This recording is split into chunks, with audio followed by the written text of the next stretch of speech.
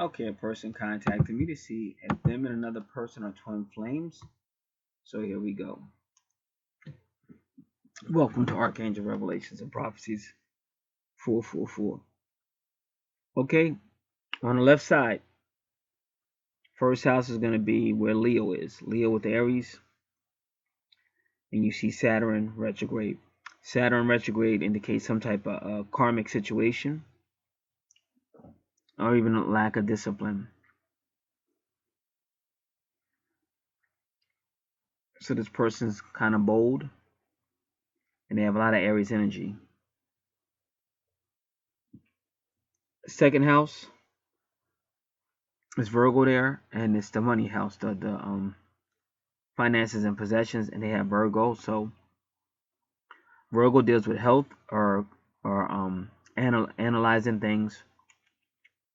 They may be analytical when it comes to finances, or possibly even critical. Third house is the true north node. That is your communication house, and right away, Libra's there. So you know this person is interested in relationships. Mine is on relationships, and with Pluto retrograde, it could imply that this person is part of a twin soul, twin flame relationship. And this is what they're supposed to work on in this life. Is their true north node has a moon, so the moon does deal with the souls too. And now you got to go right across from the third house and go up. Kind of takes you to almost to the ninth house. You can almost say the ninth and 10th house. So that's past life. You see Aries and you see Taurus, but we'll talk about that when we get there. Fourth house, Scorpio, with the vertex cross, vertex energy. Vertex cross invests the energy at 28. 28 is a reincarnation number. So that fourth house that deals with higher education, family, property, land, moving vehicles in the heart. It has Scorpio there as well, and Uranus. Uranus usually means it can mean travel. So like you see Neptune, kind of close. It can mean telepathy, travel, literal travel, or even mental travel, telepathy. Scorpio, of course, is the house of the souls. It's the 8th house. And the vertex crosses at 8 also deals with the souls. So sometimes that can mean people in your family or part of your soul group. Now when you go to the 5th house, Leo has Sagittarius. Leo is the higher self. House number 9, Leo is Sagittarius, the healer, the sociable healer. And this person has Pallas again at 8 and Curious at 28. So you're probably dealing with past soul energies, reincarnation. And then Neptune, this will make this person idealistic, a healer, a very romantic person. Likes to have fun, likes to travel,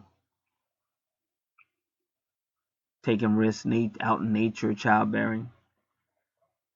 Get to the 6th house, which again is healing. You got Capricorn there, and that's Juno, saying this person may end up in a relationship with a person that is a Capricorn, maybe, or even Virgo energy. So it's healing. It's Capricorn's usually a hard worker. 20 at Mercury, once again, solar ascension.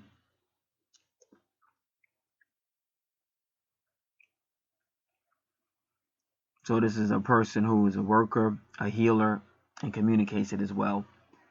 7th house is Aquarius, which is usually surrendering for the twins. If they're twins, one or both will surrender, which means they got a better chance of solar ascension. And that's why you have the sun there, because you're either going to lunar reincarnate, moon reincarnate, or you're going to solar ascend. And if you're dealing with a twin soul situation, they have to be in agreement. They have to work on their karmic debt if they plan on solar ascending. So Venus is there for the love. Venus is there encouraging submission. Let the twin flames, twin souls work together. And then Neptune is helping so that they can solar ascend. I mean, the sun is helping so that they can solar ascend. 8th house is Pisces. 8th house is ruled by Scorpio. So once again, and last time we saw Scorpio, it was in the 4th house, which is ruled by Cancer. All these are psychic. And Scorpio takes it to a whole nother level. Like when you think of Pisces, you think of like a spiritual person, even an intuitive person or a psychic person. When you think of 69 or Cancer, they're also psychic, but they're more emotional, more motherly, I guess, more sensitive, emotional. And then Scorpio is also whatever word you want to use, but Scorpio deals more with the unknown. It's psychic and all that stuff, but it's dealing with that eighth house. It's dealing with the unknown. Ninth house, you have Aries energy. There's nothing in the ninth house to really say, except for medium coeli. A lot of times when you see a female in the ninth house, it could be a female. So this person might be somewhat aggressive. Now, you're gonna receive a free report on astrology. It's gonna have links for numerology. You can look up the numerology as well. Yes, any question you would have in regard to astrology, twin flames, twin souls, numerology, incarnation, because some people are not human. Some people are incarnate. They're higher, and they come through us. They usually come through Capricorn and Cancer. So you could click on that link and listen to the man named Santos.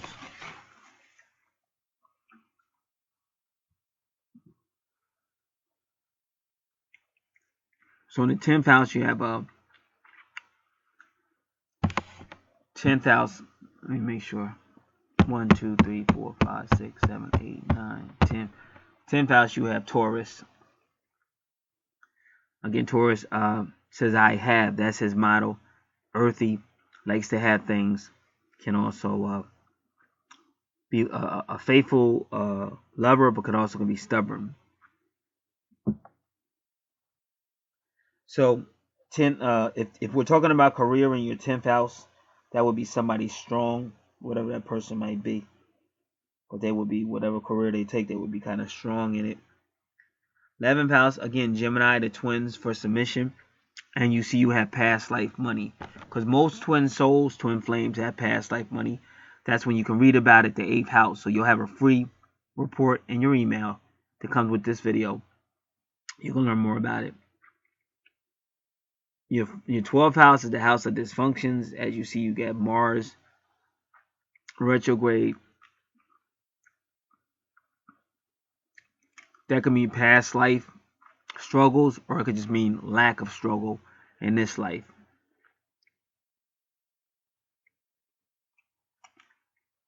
And 69 again is that nurturer. And the nurturer is there with East Point and the ascendant, trying to shine light on this house because it's dysfunctional. The 12th house is dark and dysfunctional. And Lilith is not retrograde, which is a good thing.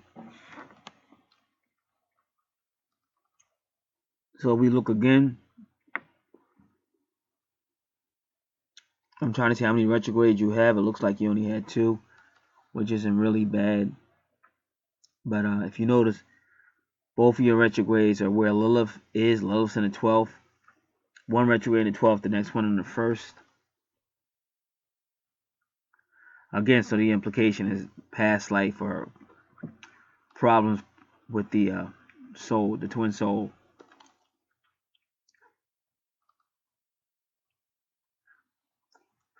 One appears to be a lack of discipline, and the other one is a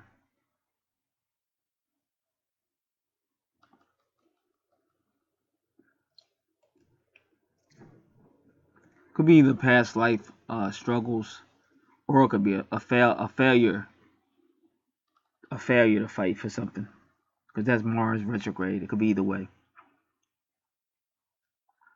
Now we go over to the next house, the first house.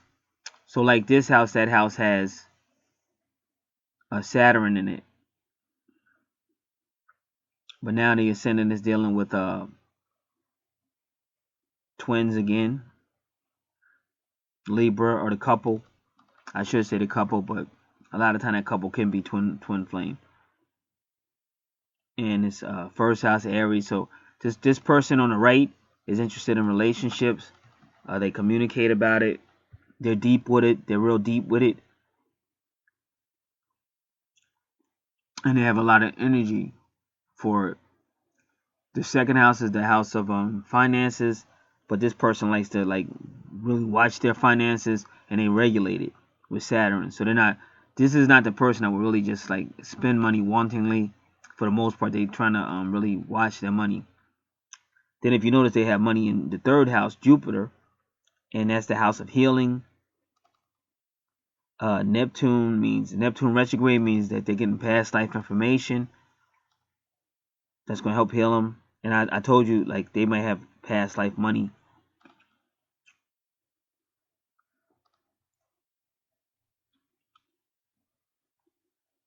In the fourth house, you have Palace with a Capricorn. That's the family again, but that's Capricorn.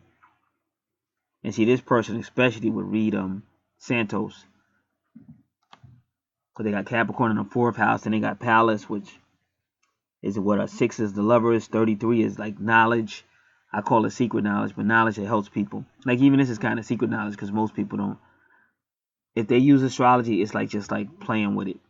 They don't really believe that it really does do what it says it does.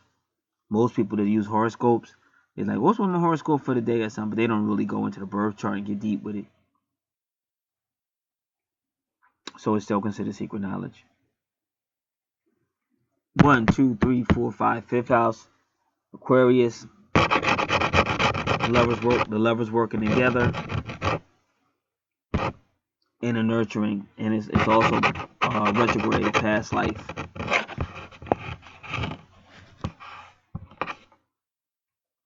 One, two, three, four, 5, 6. And Lilith is there in the sixth house, which is psychic because it's spiritual, but it's ruled by Virgo. Virgo is a healer, and as you can see, Lilith is retrograde. So you got a lot of numbers like 9, 2, 9, 7, 9, 3. So we give you the whole list in the website to explain your numerology.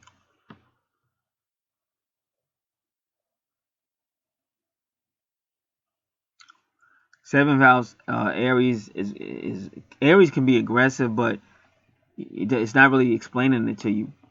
It's just by itself. It's Aries in the seventh house, because that could be a good thing. Somebody really aggressive for the relationship, but it could also be a bad thing because maybe they're just too aggressive, or they're too selfish, but they're in a relationship, so the relationship won't work. Next house is the eighth house, the soul house, again with Taurus and Juno. And this person would probably end up in a relationship with somebody who's a Scorpio or a Taurus. That's not always written in stone, but something to be aware of.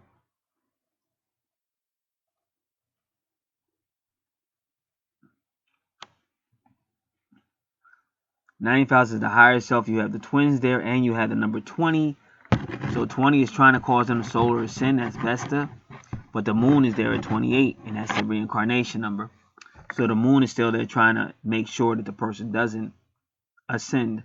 Because generally speaking, the souls have got to meet their karma. They have to unite. And then medium coeli, like I said, medium coeli is Cancer, nurturer. Cancer can be family. So this person might even have a family business. It can be education. They may work at a school or something, work in some type of form of education. It's a nurturer, property or land, which means they could work in real estate or property. Or it could just mean the project, because the career can mean a project, and that's how they describe it in horoscopes and in your natal, in your cards. And a project is just the twins getting together, and that would be your project, would be able to nurture your relationship. Or even if your twin was a Cancer, they would if this person's twin was a Cancer, you might see them in the 10th house, because it's telling you that to the angels, that would mean that's your career for this life, is to become one with your twin. So that's open to, people that are in it. They would know what it is, because it could be either definition.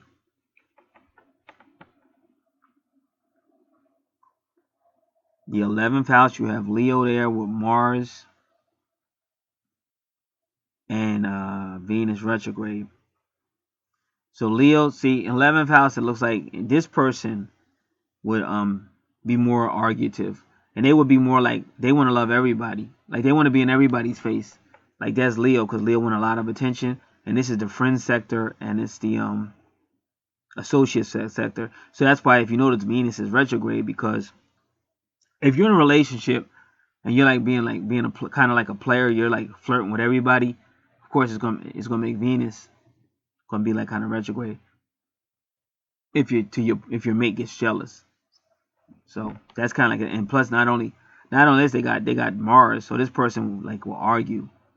Like if you try to tell them, hey, don't do that, you're supposed to be doing that with me, they'd be like, who you? Stop being, you're insecure, and they're gonna start argument and stuff. So that's why you see that, and that's why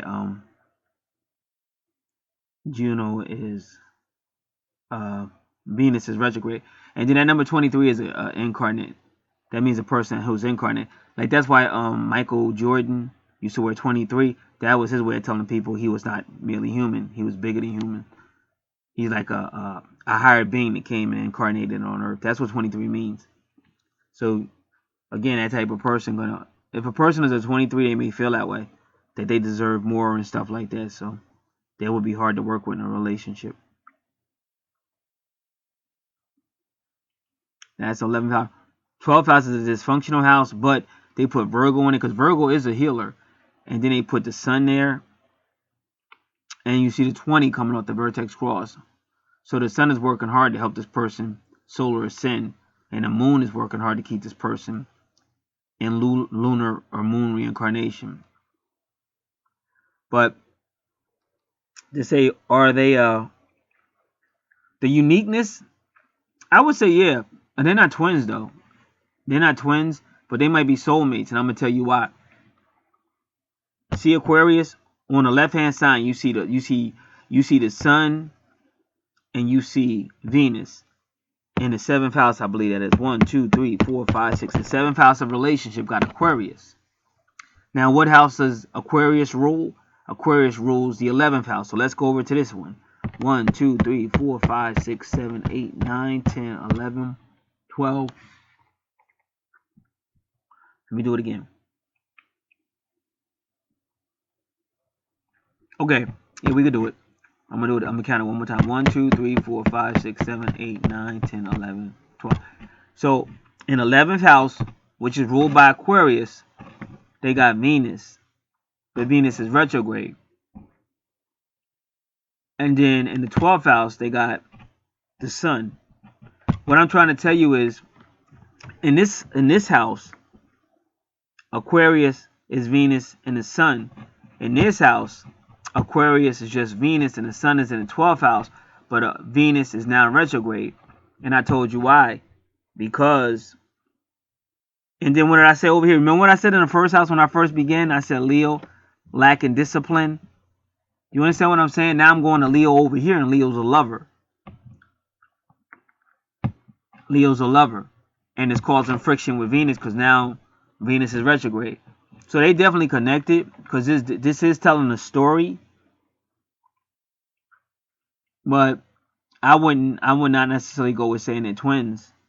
Soulmates, maybe. And again, I could be wrong. But it's close. But you see it is telling a story when you look at it.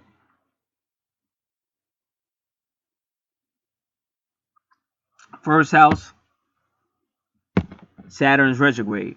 So you're dealing with some type of lack of control or lack of discipline, because Saturn means discipline. And it's with Leo. First house ruled by Aries. And see, and first house ruled by Aries, right? And then when you go over to their house, and their 7th house is Aries. And I told you, Aries may not want to be in no relationship. Like I'll date you, but I'm not going to be committed to you. So now you follow Leo, and then Leo shows up in this house.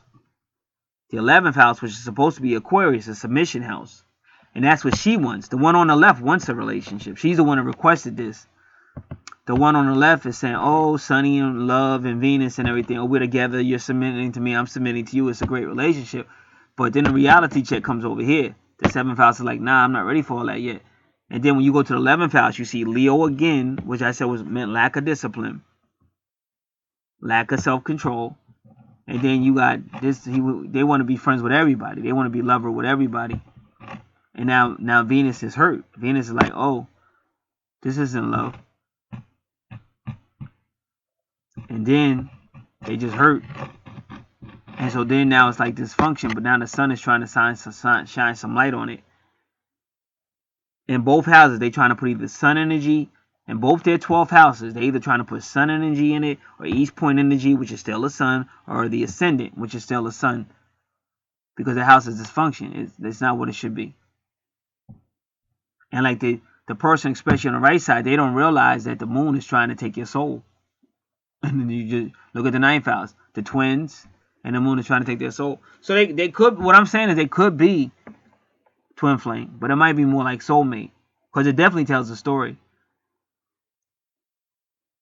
But that's the mysteries of twin flame and soulmates, because it's a lot of people that don't end up with their twin, they end up with their soulmate, and they have a great relationship with their soulmate, but they have a terrible relationship with their twin. So these are the mysteries of everything we don't understand. That's the mystery of the 8th house.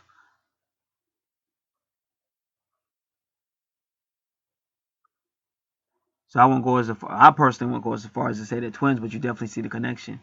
But there's definitely a soulmate. It's a soul relationship. And so what this person has got to do is learn what love is, because that's Venus, and you can't be hurting your partner.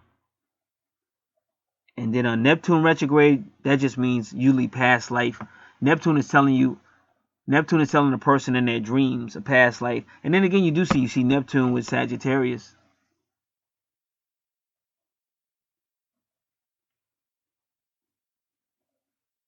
So they could be. Like I said, they could be twins.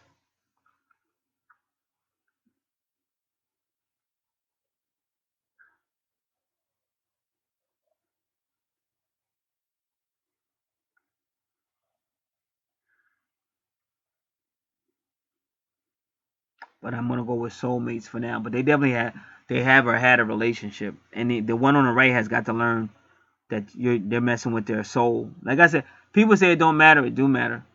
That's why I said, because on the right side, you could definitely see where the moon is trying to suck that soul. And the sun is trying to best to like save this person. See, when people realize like the Bible is telling you what's going on above us, but in order for you to understand it, they give you people and names and places, because you wouldn't understand it. Like if I just came and started talking natal stuff, you wouldn't understand it. But all that's in the Bible. Like you got, just like when you see them, one person got a white angel on the right side and a red devil on the left. Like that's what's on the chart. The sun is saying solar ascend, solar ascend. Number 20, solar ascend. And the moon is saying no, stay with me, reincarnate, stay with me. And the moon is gonna offer you like earthly stuff and fun and pleasure and everything. But the sun is trying to tell you to be your higher self. Be your higher self. And if you even need it, like look at hers. The sun is at 9 degrees, because the ninth house is the higher self house. So they're more talking to her. And like I said, she's the one that requested this. So that's what I'm getting from it. I can't fully say it's a twin, but you could see a lot of connections. So it could be. I definitely know it's a soulmate. And then there's another one. You got Pluto in Libra, and you got Pluto in Libra. So yeah, if you it is a twin flame, because I'm seeing more and more. Let's do it again. I'm just gonna do it this way. Saturn in the first house. Saturn in the first house. Pluto in Libra. Pluto in Libra.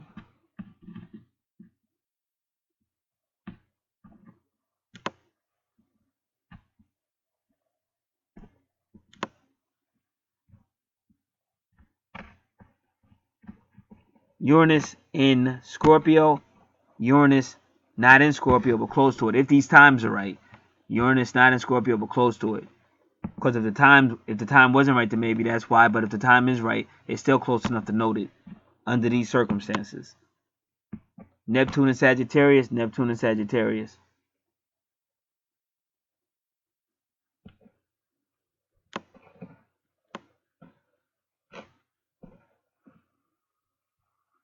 Sun and Venus and Aquarius.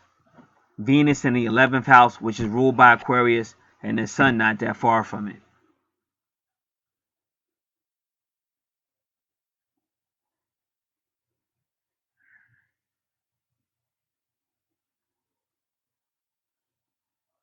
So, like I said, it could be. It's so close, it could be.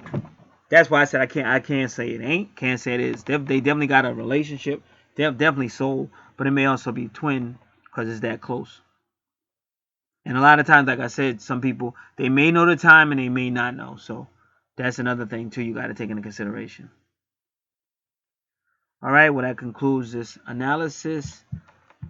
This person will receive this video and the all the free information. And then if they have certain questions, they can look it up by the links. Click on the links, and then they can get more information. This is Gad. God bless.